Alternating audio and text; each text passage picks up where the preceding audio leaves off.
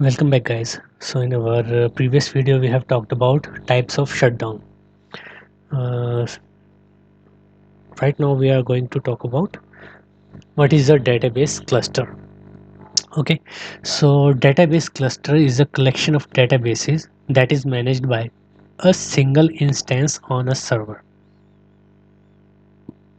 So on a database cluster we can have a collection of databases.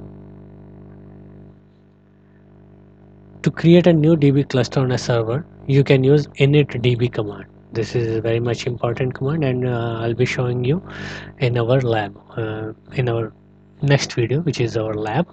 How in that video we'll be talking about how to create a new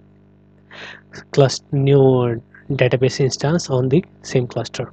Okay, so with this initdb utility provided by Postgres, you can create a new DB instance on database cluster.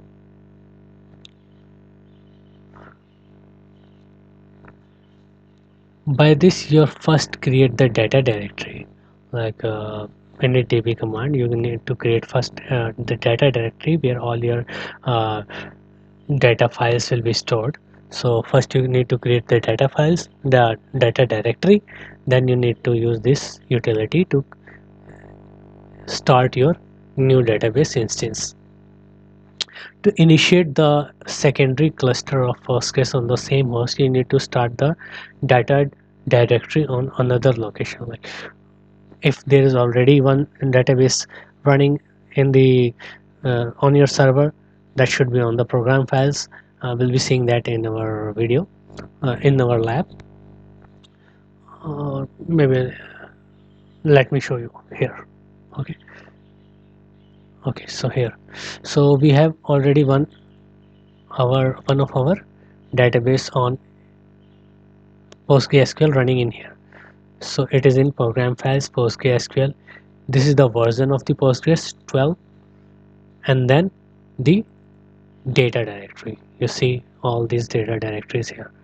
So if you have already one PostgreSQL instance running on a server, then you need not to use the same data directory. You need to mention some other database directory for your another Postgre instance.